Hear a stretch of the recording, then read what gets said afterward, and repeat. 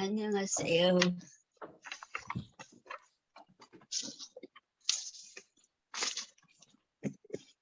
오늘은 여호수아 3장 4절의 말씀을 또 읽어보겠습니다. 제가 새 번역 성경으로 읽고 있습니다. 죄송합니다. 다시. 당신들이 이전에 가보지 않았던 길을 가기 때문에 제사장들이 당신들이 가는 길을 안내할 것이요. 그러나 당신들과 언약궤 사이는 2000보쯤의 거리를 띄우고 그 궤에 가까이 가지 마시오. 오늘은 거리를 띄우고 라고 하는 이 문구를 조금 소개하고 오늘 말씀을 드리겠습니다.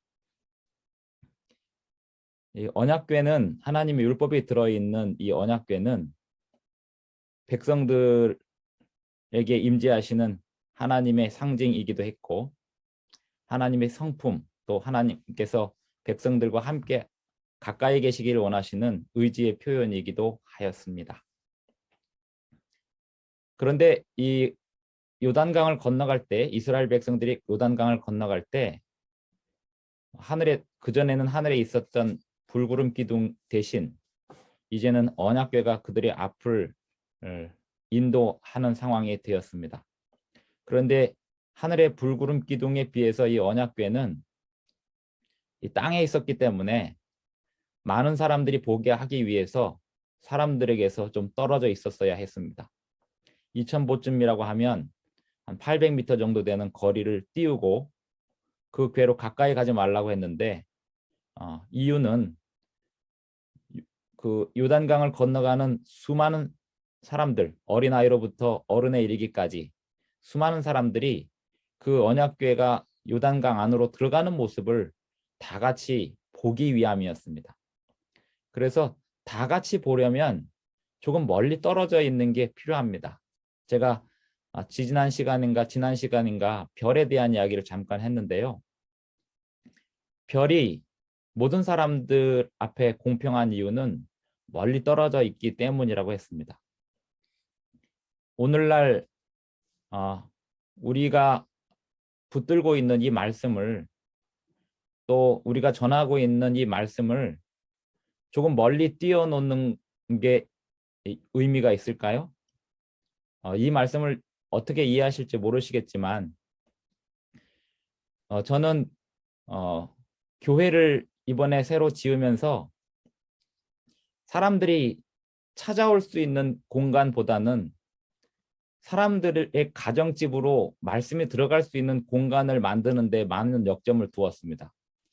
그래서 교회 3층에는 미디어 스튜디오가 들어가는데요. 20평 정도의 공간에 미디어 스튜디오가 들어가서 거기서 말씀을 전하면 수많은 사람들에게 안방으로 들어갈 수 있습니다. 2020년도 코로나가 시작이 되면서 생각지도 않게 방송에 설교를 띄우게 되었는데요. 그렇게 방송에 띄우게 되면서 제가 교인들 앞에 지금 이 코로나 시기에 교회 오지 말라고 설교를 했더니 교인들이 이해를 못했습니다. 아니, 목사님이 성도들 보고 교회를 오지 말라고 하시는 게 말씀이 맞냐고. 그래서 지금은 교회를 오지 마시고 집을 교회로 만드셔야 될 때가 되었습니다 라고 했습니다. 왜냐하면 이것은 어쩌면 마지막 시대의 가정교회를 향한 준비의 과정일 수도 있다라고 판단을 했습니다. 사실 화성 동탄 지역에 수십만에 있는 사람들을 선교하기 위해서 200~300명 들어갈 교회를 만든다는 것은 제 생각으로는 말이 안 맞습니다. 하지만 수십만 명에게 복음이 증거되기 위해서 스튜디오를 만들고 그 안에서 말씀을 전해서 수십만 명의 가정에 말씀이 들어가게 하는 것은 말이 된다고 생각을 했습니다. 시편 19편의 말씀도 언어가 없고 들리는 소리가 없으나 공중에 하나님의 기별이 증거된다고 하였는데요. 우리는 그 기별이 증거되는 통로와 채널을 이용하여서 오늘 이 시간에 온라인으로 서로 말씀을 보고 있습니다. 그렇게 한 결과 어떤 일들이 있냐면 요 얘기만 드리고 이제 여호수아에서 계속해서 멀리 가야 하는 이야기를 계속해서 말씀을 드립니다. 한 번은 어떤 그 성도 집에 방문을 가게 되었는데요. 제가 한 번도 보지 못한 어머님이 그 집에 이 성도의 어머님이 저에게 아주 밝게 웃으면서 목사님 반가워요 그러면서 목사님 오늘은 제가 목사님을 위해서 밥을 해드릴 거예요 이러면서 밥을 해주시더라고요. 그래서 굉장히 신기하다. 이분 성품이 너무 좋으시고 또 고마우신 분이네 이렇게 생각을 했는데 밥을 먹으면서 그분이 하시는 이야기가 저 목사님 매주 보고 있어요. 화요일 저녁, 금요일 저녁, 그리고 안식일에 제 딸아이가 마루에서 TV에다가 무조건 예배를 틀어놓고 있기 때문에 저는 교회를 안 다니지만 어쩔 수 없이 목사님 설교를 계속 듣다 보니까 목사님이 좋아졌어요. 이렇게 말씀하시는데 이게 힘들고 어려워도 사실 사람들이 보는 앞에서 설교하는 게 쉬울까요? 아니면 아무도 보지 않는 앞에서 카메라 앞에서 설교하는 게 쉬울까요? 호응도 없고 아무런 반응이 없는 카메라 앞에서 설교하는 게 쉬운 일이 아닙니다. 사실 그것은 너무나 멀리 떨어뜨려 놓는 그런 느낌입니다. 하지만 그것이 결국 더 많은 사람들에게 가까이 다가가는 방법이었음을 한 가지 사례로 말씀을 드립니다. 여호수아 11장에서 22장 가나안 땅 분배입니다. 주제 성경절이 될 만한 성경절이 무엇이 있을까요? 방금 전에 제가 키노트를 먼저 띄웠었는데요. 여호수아 11장에서 22장에서 주제 성경절이 될 만한 성경절은 어디 제가 주석책에서 찾은 게 아니고 이번에 이 키노트 만든 거가 매일매일 새로 만든 겁니다. 저는 했던 설교를 또 하지 못하는 사람이라 매번 새로 만듭니다. 구성하느라고 시간이 많이 걸리는데요. 11장에서 22장 사이에 주제가 될 만한 성경절을 뽑아야 되겠다고 생각을 했습니다. 왜냐하면 그 많은 절들을 다 읽어드릴 수는 없잖아요. 그런데 그 한 절 안에 이 많은 내용들을 다 담을 수 있는 성경절이 뭐가 있을까? 이렇게 하고 성경을 봅니다.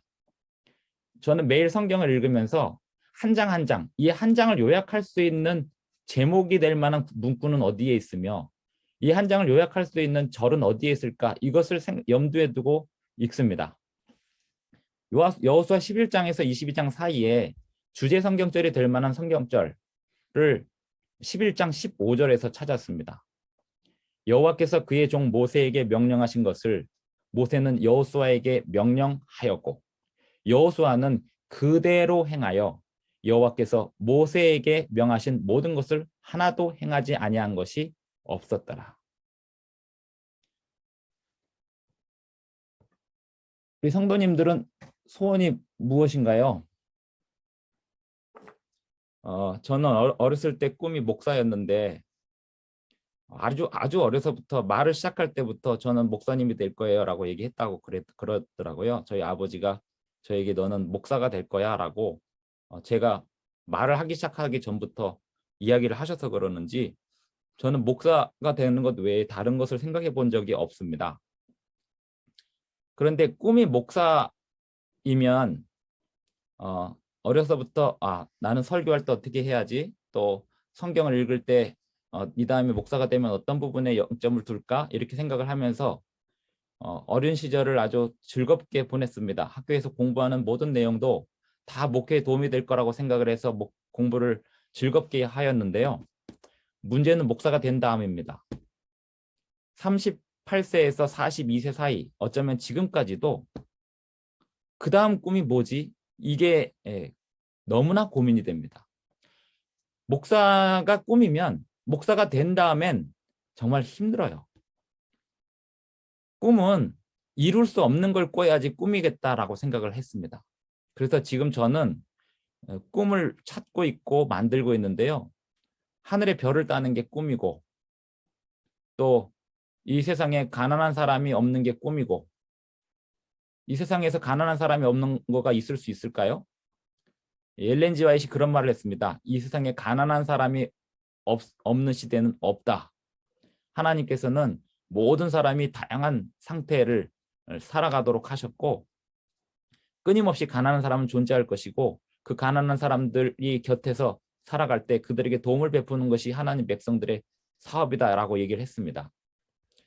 가난한 사람이 존재하지 않는 세상을 꿈꾸는 거. 그러기 위해서 나는 무엇을 해야 할까? 사실 지금 또 저의 꿈이 뭐냐면 늙지 않는 겁니다. 근데 나만 늙지 않으면 무슨 소용이 있을까요? 우리 가족들이 늙지 않는 겁니다. 또 건강하게 영원히 살아가는 겁니다. 그렇게 하기 위하여 그 꿈들을 이루기 위하여 무엇이 필요할까요? 하나님께서 명하신 모든 것을 하나도 행하지 아니한 것이 없었더라는 여호수아 11장 15절의 이 말씀이 오늘 저에게 필요합니다. 매일매일 하나님이 저에게 주시는 명령이 있음을 저는 확신합니다. 그 명령을 매일매일 듣지 못하면 매일매일 엉뚱한 일을 합니다.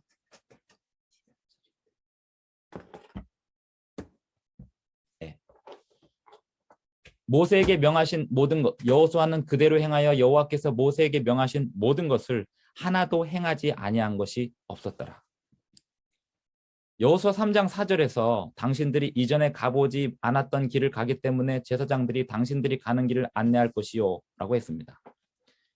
이 여호수아 3장 4절을 묵상하다가 사실 여호수아 3장 4절을 제목으로 정한 것도 한 열흘밖에 안 됐어요. 여호수아를 4일 동안에 해주시오라고 하는 명령을 받고 이 4일 안에 여호수아를 뭘로 풀어갈까를 계속 고민하다가 3장 4절을 찾았는데요. 이게 이제 제 마음속에 감동이 되었기 때문입니다. 이전에 가보지 않았던 길을 가야 한다는 우리는 그렇게 가고 있다라고 하는 거죠. 그런데 이 성경절에 비해서 반대 성경절도 있지 않을까라는 생각을 해봤습니다. 그런데 어저께 신명기의 말씀을 읽다가 찾았습니다. 28장 68절에 이 말씀이 있더라고요. 내게 말씀하여 이르시기를 내가 다시는 그 길을 보지 아니하리라 하시던 그 길로 너를 애굽으로 끌어가실 것이라. 이게 어떤 장면이냐면 네가 하나님 말씀에 순종하지 않고 우상을 숭배하고 언약을 어기면 다시는 볼 필요 없던 이전에 보았던 그 길로 다시 돌아가 버린다는 거예요. 너를 애굽으로 끌어가실 것이라. 거기서 너희가 너희 몸을 적군에게 남녀 종으로 팔려 하나 너희를 살 자가 없으리라. 비참한 노예 상태가 된다는 겁니다. 그래서 우리는 이전에 갔던 길을 가는 것보다는 이전에 가본 적이 없는 길을 가는 게 훨씬 더 행복한 일입니다. 왜냐하면 그 길에 하나님의 인도하심이 있기 때문입니다. 이 지도를 말씀을 드렸는데요. 지난번 어제 말씀을 드렸는데요. 4일차 되면 좀 긴장이 풀릴까 했는데 왜 이렇게 오늘도 긴장하고 있는지 모르겠습니다. 네, 다시 좀 긴장을 풀고 왜냐하면 여기 지금 저를 쳐다보고 계시는 분들이 다 이렇게 우리 어머니 또래 분들도 계시고 교수님, 사모님, 제가 학창 시절에 존경했던 교수님, 사모님들도 계시고 그분들이 다 저희 친구의 어머니들이시고 이렇게 해서 어르신들 앞에 제 이 귀한 시간에 꼭 필요한 얘기만 해야 된다라고 하는 생각이 많다 보니까 그런데요. 조금 마음을 한숨 돌리고 가겠습니다. 이 지도에서 가장 그 가치가 높은 땅이 어디일까요? 이 레바논 이스라엘 지역이라고 말씀을 드렸습니다. 왜냐하면 이 아시아와 아프리카와 유럽으로 가는 전초 기지가 여기입니다. 그런데 여기서도 어디가 정말 중요하냐면 지중해 대해가 보이는 해변이 너무나 중요합니다. 이 세계 역사에서 바다를 차지한다는 거, 이 스페인, 미국이나 또 아프리카 가시면 특별히 미국 또는 많은 유럽도 마찬가지일 텐데요. 영어를 못해도 스페인어를 유창하게 구사하면 많은 곳에서 소통이 됩니다. 이 스페인이라는 나라가 뭐길래? 또 영어라고 하는 것은 영국에서 시작했잖아요. 영국이라는 나라가 뭐길래? 스페인이라는 나라가 뭐길래? 이 나라에 공통점이 있다면 바다를 안고 있다는 거예요. 이 바다를 안고 있는 것은 끊임없이 교류를 하는 것입니다. 이스라엘 지역도 바다 지역을 차지하는 게 너무나 중요했습니다. 여호수아의 사명에서 그것을 다 이루지 못한 게 여호수아에 들어 있습니다. 러시아가 우크라이나를 침공한 이유, 흑해를 차지하기 위함입니다. 예전에 이미 이 크림반도를 차지했고요. 지금 돈바스 지역을 젤렌스키 대통령이 내줄 수도 있다라고 이야기하는데 이 돈바스 지역도 이 지역입니다. 결국 바닷가 지역을 다 차지하려고 하는 거죠. 바닷가 지역을 차지하지 못하면 경제 교류에 있어서 어려움을 처하기 때문에 그렇습니다. 근데 그게 다는 아니겠죠. 나라가 나라를, 민족이 민족을 대적하는 이 마지막 때의 현상은 이념 논쟁이 아닙니다. 진영 논쟁이 아닙니다. 나라와 나라 사이의 문제예요. 우크라이나와 러시아의 전쟁에 미국이 개입하기를 두려워합니다.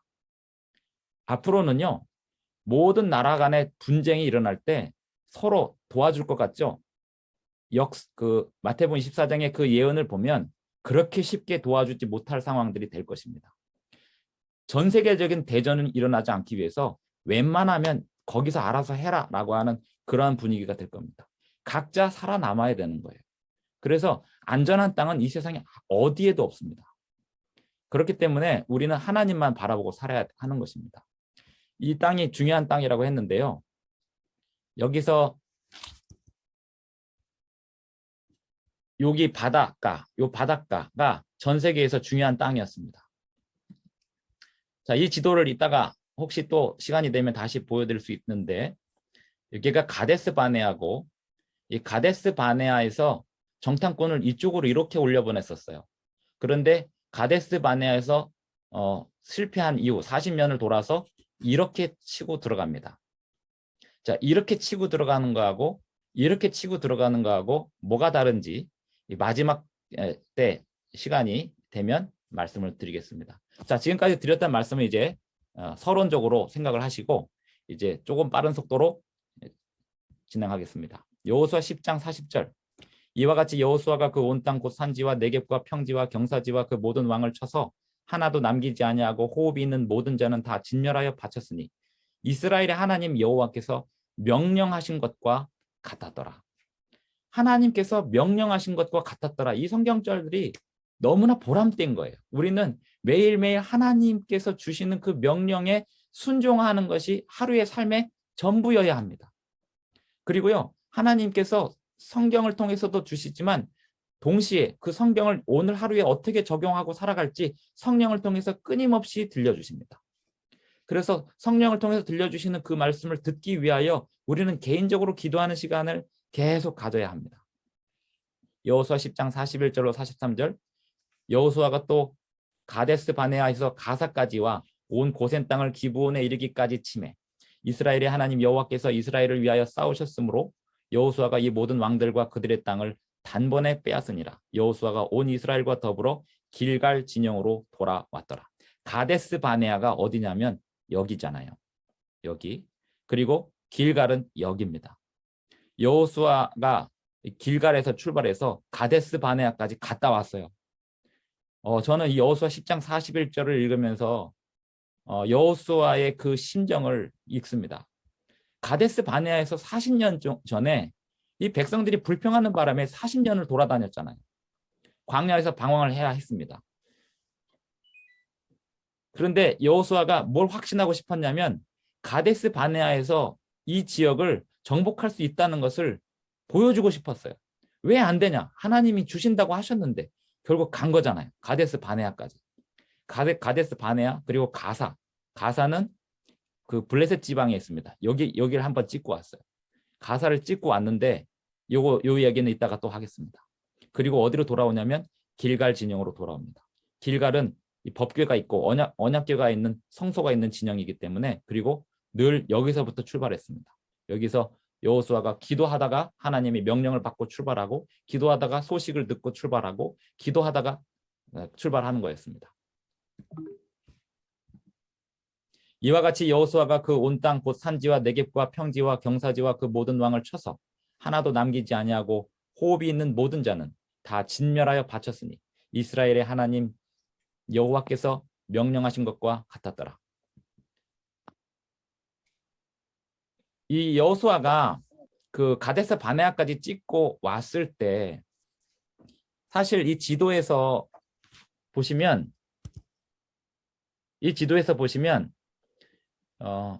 이렇게 들어가는 게 굉장히 그 위험한 일입니다. 왜냐하면 지금 여기가 전부가 하나의 국가가 아니에요. 그래서 서로 하나의 국가로서 소통하는 게 아니고 다 각기 부족입니다. 근데 여기서 길갈에서 가데스 바네아까지 여호수아가 간 사이에 얘네들이 쳐들어오면 어떻게 해요? 굉장히 그 위험한 일을 하는 거죠. 그럼에도 불구하고 믿음으로 갔다 온 거예요. 그런데 아니나 다를까 여기 하솔 지방에서 야빈이 여기서 여기까지는 100km 정도 됩니다. 야빈이 이 소식을 듣고 그들이 그 모든 군대를 거느리고 나왔으니 백성이 많아 해변에 수많은 모래 같고 말과 병거도 심히 많았으며 병거가 많았다는 거 이거 중요합니다. 이 왕들이 모두 모여 나와서 이스라엘과 싸우려고 메론 물가에 함께 진쳤더라. 메론 물가는 여기입니다. 여기 진을 쳤는데 하나님이 여호수아에게 말씀하시기를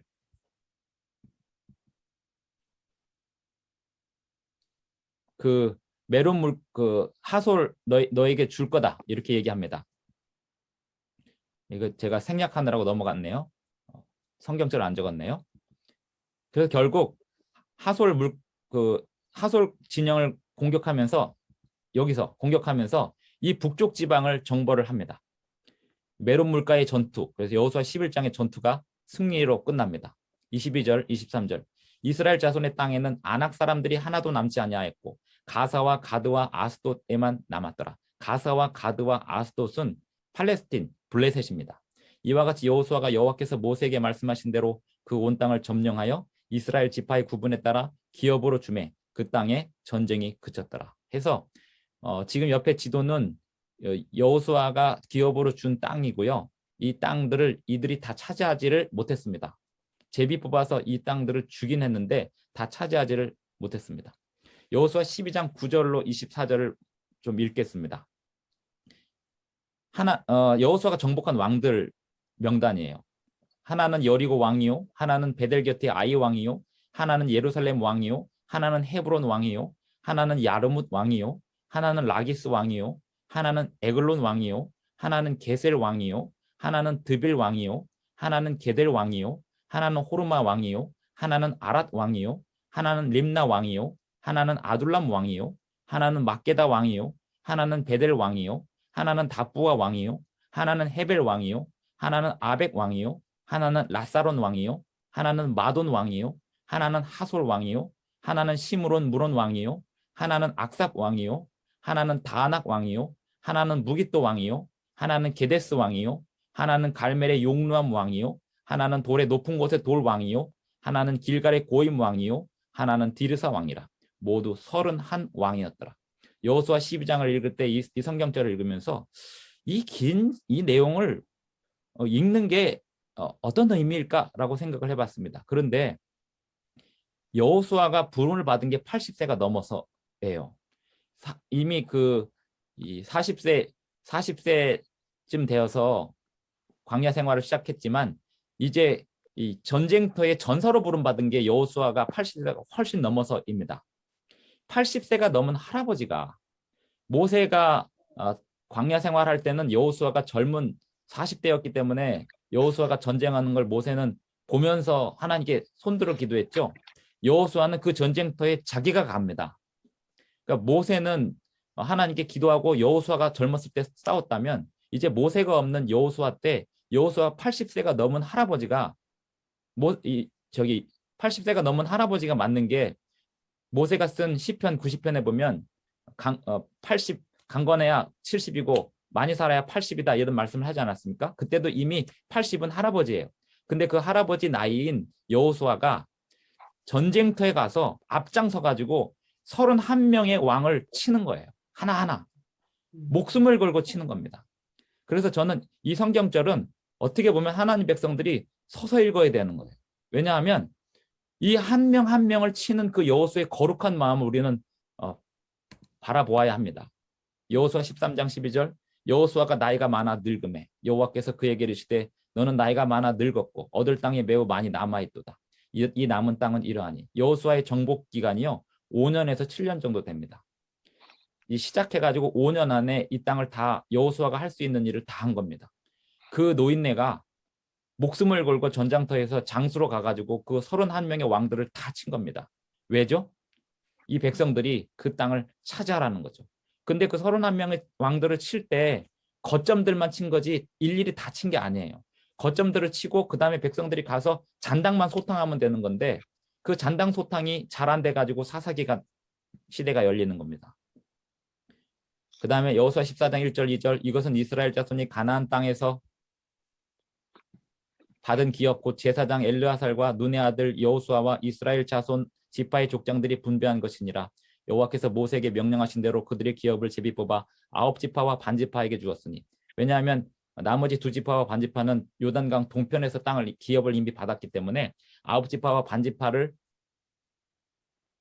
위하여 제비를 뽑습니다.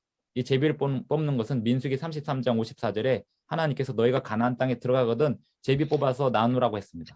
그런데 이 제비 뽑는 과정에서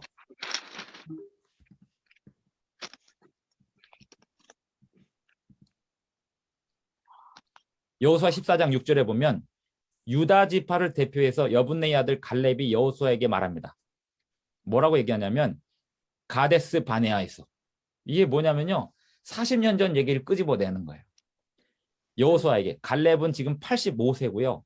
여호수아는 90세가 넘어갑니다. 두 노인네가 서로 마주 대하고 있는 거예요.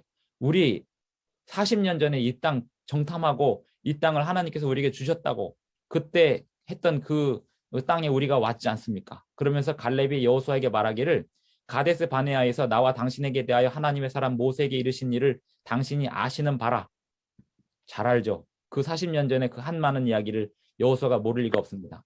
내 나이 40세 갈렙이 이야기합니다. 여호와의 종 모세가 가데스 바네아에서 나를 보내어 이 땅을 정탐하게 하였으므로 내가 성실한 마음으로 그에게 보고하였고 나와 함께 올라갔던 내 형제들은 백성명의 간담을 녹게 하였으나 간담 녹는 얘기가 또 나오죠. 하나님의 백성들이 백성들의 간담을 녹게 부정적인 이야기하면 안 됩니다. 불평하면 안 됩니다. 하나님 백성들이 믿음 없는 소리 하면 안 됩니다. 내 형제들은 백성의 간담을 녹게 하였으나 이 갈렙과 여호수아가 갈 때 12명의 정탐꾼이 가가지고 둘씩 해가지고 각 지역으로 갔다 왔어요. 그런데 갈렙이 어딜 갔다 왔냐면 헤브론을 갔다 왔습니다. 헤브론을 보고 그 아낙 자손을 보고 여기 뭐 했는데 갔다 와가지고는 갈렙의 짝꿍이 엉뚱한 소리를 했어요. 우리 거기 못 갑니다. 저 아낙 자손들 얼마나 강한 사람들인지 압니까? 그렇게 해가지고 결국 못 갔잖아요. 그래서 그때 그 10명의 사람들이 불평하는 바람에 백성들이 다 불평하고 갈렙과 여호수아와 모세가 40년 동안 그 백성들 때문에 못 가고 40년을 견뎌왔잖아요. 이제 갈렙이 40년이 지나고 또 5년 동안의 정복 기간을 끝난 다음에 85세 할아버지가 돼서 여호수아에게 이야기합니다. 그때는 그런 일이 있었지만 여호수아 14장 11절 12절 모세가 나를 보내던 날과 같이 오늘도 내가 여전히 강건하니 어떻게 여전히 강건합니까? 85세가 40세 때만큼 강건할 수 있습니까? 여전히 강건하니 그게 뭐냐면 그의 믿음이 얼마나 집중했는지 모세가 120세에 죽을 때 눈이 흐리지 않았다 그랬습니다. 왜일까요?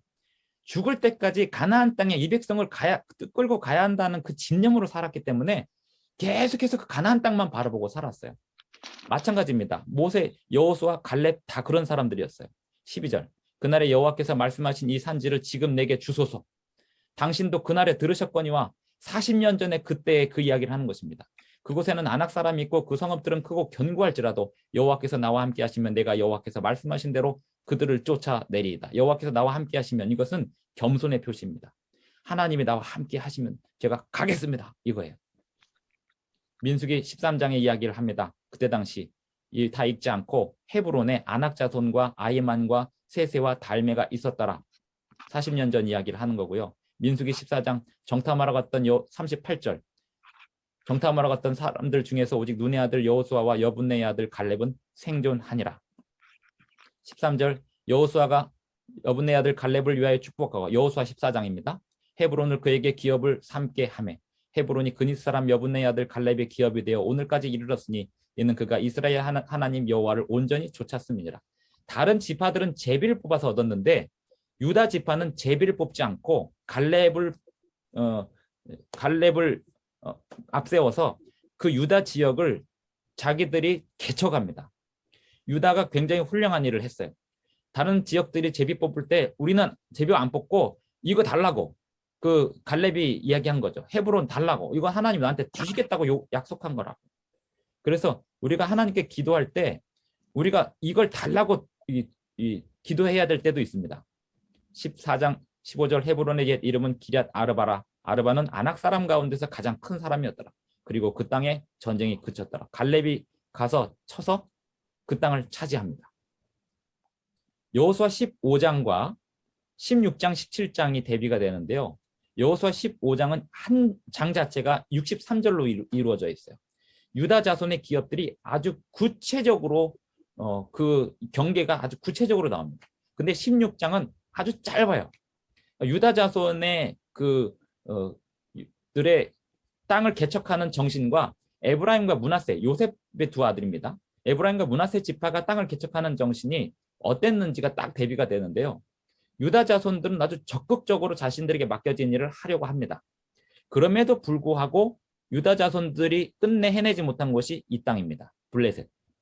그리고 에브라임과 므낫세 지파는 16장과 17장에서 에브라임과 므낫세 지파는 여기 에브라임 지역과 므낫세 지방 이쪽을 광활한 땅을 얻었는데요. 땅이 좁다고 더 달라 그럽니다. 왜였을까요? 읽어보면 이 안에 철병거를 가진 민족들이 있는데 그 철병거를 가진 민족들을 자기들이 어떻게 못해가지고 나 저기 못 가겠어요. 딴 데 주세요. 이렇게 얘기한 거예요. 그래서 여호수아가 너네들이 개척해라. 그 안에서 해결해라. 이렇게 명령하는 장면이 16장과 17장에서 나옵니다. 그리고 17장에 슬로브앗의 딸들이 우리는 아들들이 없습니다. 우리한테도 기업을 줘야 될 거 아닙니까? 해가지고 기업을 얻는 장면이 나오는데요. 그것은 하나님께서 주신 명령 속에는 모든 것이 디테일하게 있지 않고 그 안에서 사람들이 요구해야 될 몫이 있음을 말해주고 있습니다. 그다음에 18장과 19장 이 두 장은 재밌는데요.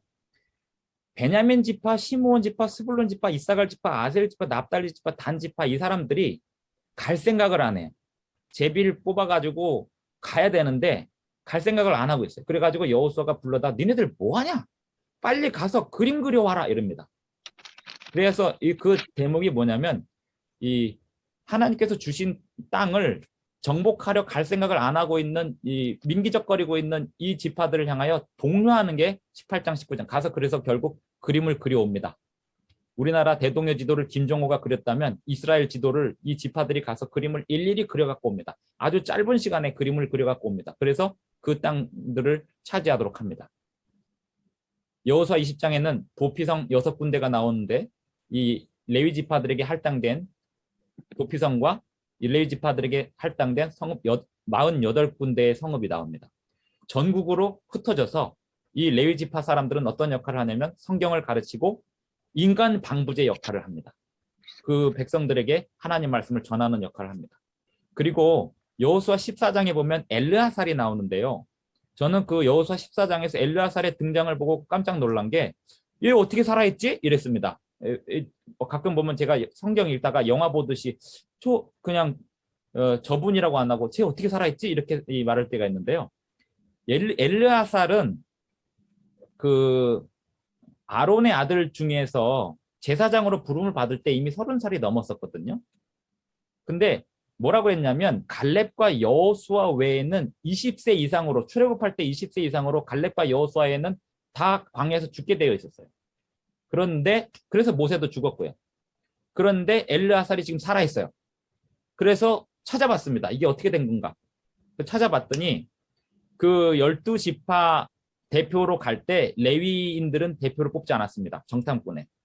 그리고 이 20세 이상으로 죽었다라고 하는 거가 이 레위 지파를 제외하고 20세 이상으로 죽었다는 거예요. 그리고 성경 주석도 재림교회 성경 주석도 보니까 레위인들은 제외되었을 것이다라고 합니다. 그 증거 중에 하나가 엘르아살의 살아있는 그래서 여호수아 마지막 장에서 엘르아살이 죽음으로써 여호수아 이야기가 끝나요. 여호수아의 주인공은 여호수아임에도 불구하고 여호수아의 실제 주인공은 제사장 엘르아살입니다. 제사장이 여호수아에게 하나님의 뜻을 전하고 여호수아를 독려하고 그런 역할을 하는 거예요. 그래서 하나님의 기별을 전하는 사람이 사실 진짜 주인공입니다. 여호수아가 전쟁하러 갈 때 그 엘르아살 앞에서, 그리고 제비 뽑을 때 제사장 엘르아살 앞에서 여호수아가 족장들과 함께 제비를 뽑습니다. 그리고 그 레위 지파들은 48군데의 성읍으로 흩어져 살면서 백성들에게 인간 방부제 역할을 하면서 살아야 했습니다. 22장은 요단강 동쪽 지파와 군대를 이제 돌려보내고 나서 전쟁이 날 뻔하는 이야기인데, 이 요단강 서쪽 지파들에서 대표단을 보내가지고 협상을 잘해가지고 전쟁이 일어나지 않는 이야기입니다. 23장, 24장 여호수아의 마지막 말로 끝납니다. 자, 요 얘기만 하고 제가 마치려고 그래요. 만약에 40년 전 역사가 달랐다면,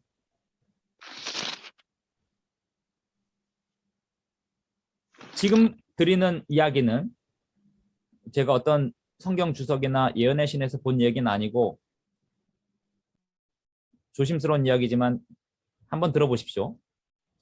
여기 가데스 바네아인데요. 가데스 바네아는 그 출애굽 경로에서 이견이 없습니다. 이거는 모든 사람들이 여기가 가데스 바네아라고 생각합니다. 근데 이 가데스 바네아에서 정탐꾼을 보낼 때 이렇게 올려보냈거든요. 근데 이렇게 보내고 나서 만약에 그 정탐꾼들이 긍정적인 보고를 했다면, 그리고 이스라엘 백성들이 그대로 치고 올라갔다면 어떤 일이 벌어졌을까? 저는 그 생각을 한번 해봤습니다.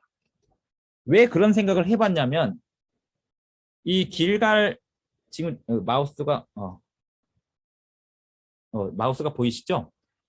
여기서 이렇게 치고 들어갔을 때 여호수아가 이렇게 치고 이렇게 칩니다. 그러다 보니까 이렇게 치고 이렇게 치는 가운데 해변까지를 못 갔어요. 이쪽 블레셋 지방하고 이렇게까지를 못 갑니다. 그리고 모세가 살아있을 때 갈렙과 여호수아 같은 이 장수들이 있는 거하고, 모세가 죽었고 갈렙과 여호수아가 이미 할아버지가 된 상태에서 백성들이 그들을 의지해서 싸우는 싸움하고 이미 이 인간의 신체적 파워부터가 틀려요.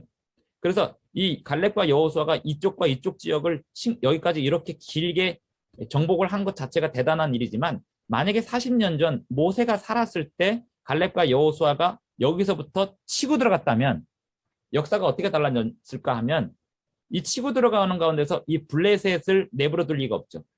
블레셋을 완전히 정복하고 들어갔을 거예요. 왜냐하면 여기서 들어옴으로 인해서 기브온과 여리고를 완전히 정복하고 이쪽을 확실하게 정복하고 양옆으로 쳤는데요.